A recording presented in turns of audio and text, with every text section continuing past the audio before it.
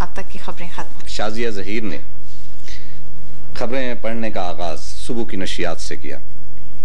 मुझे याद है पहले रोज़ जब ये तशरीफ़ लाई थी तो इन्होंने जो खबरें पढ़ी थी तो यूं करके स्टाइल बना के बैठी हुई थी। मैं अगले रोज़ उनकी टेप देख रहा था पहले दिन की। लेकिन शाजिया का ये है कि शाजिया ने एक नया तरीका इख्तियार किया खबरें पढ़ने का। यानी इनका चेहरा जो था वो वुडन नहीं था, वो लकड़ी का जो तासर हमें आम तौर पर मिलता है वो नहीं था। ये एक ख़ास खुशगवार तरीका लाई खबरें पढ़ने के अंदाज में। शाजिया, मैं ये कह सकता हूँ कि आप हमारी न्यूज़ कास्टर हैं, क्योंकि सुबह की नशियात के आगाज़ के साथ आप यहाँ तशरीफ़ लाएँ। आपको कुछ याद है कि पहले दिन क्या हुआ था?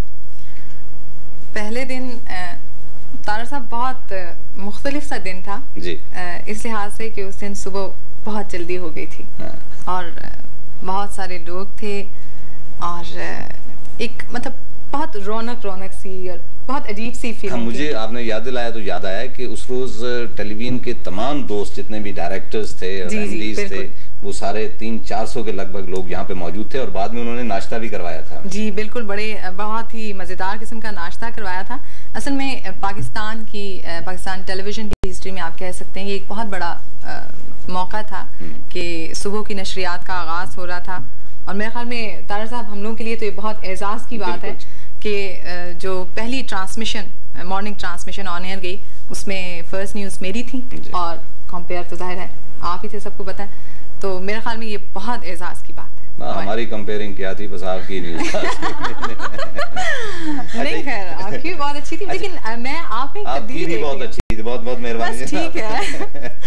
अच्छा शाजिया, मसला ये है कि मैं अक्सर देखता हूँ कि हमारे न्यूज़ कास्टर जो होते हैं एन वक्त पे आके यहाँ पे बैठ जाते हैं। अच्छा, लेकिन जब आपकी बारी होती है तो आप खास तौर पे कार्टून देखने के लिए आ जाती हैं और बड़े इन्हिमाक से कार्टून देख रही होती हैं। ये क्या सिलसिला? बस यही सिलसिला है कि मुझे कार्टून बहुत पसंद है। अच्छा, खास तौर पे कौन सा कार्टून पसंद है? मुझे वुड बहुत अच्छा लगता है, क्योंकि वो बहुत मक्कार सा है, बहुत तेज है। अच्छा, बहुत अच्छा, मक्कार लोग अच्छे लगते हैं। अच्छा, ये बच्चों की तस्वीर जो हमें आती हैं, आपको याद है कि एक रोज एक तितली आपने मांगी, हमने दी नहीं, तो एक बच्चे ने खास तौर पे एक तितली बना के आपके लिए भेजी। बिल्कुल बिल्कुल। और हमारे यहाँ जो डाक आती है उसमें फुफ्फो शाजिया ज़हीर का बहुत तज़किरा होता है, तो खास तौर पे बच्चों में और जाहिर है बड़ों में भी आप बहुत मकबूल हैं। तो ये जो आपने जिस तरह मैंने अर्ज किया कि नया अंदाज था खबरें पढ़ने का, तो ये ऐसे ही आपके जहन में आया या आपने कोई प्लानिंग की इस बारे में?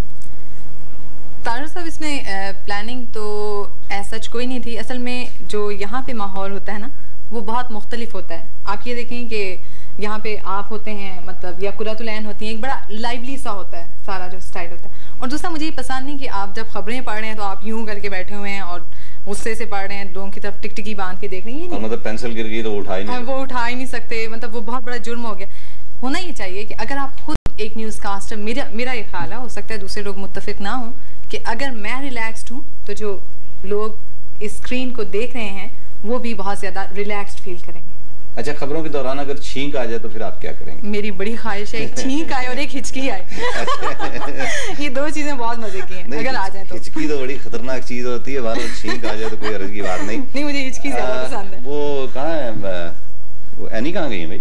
पता नहीं, जरा तलाश करवाएं। Control room. वो केक खाने गई मेरा। एनी कहाँ है? ये तो ज्यादती है अगर वो केक खाने गई। भाई साहब, एनी नहीं है यहाँ पे, वहाँ पे कंट्रोल रूम में।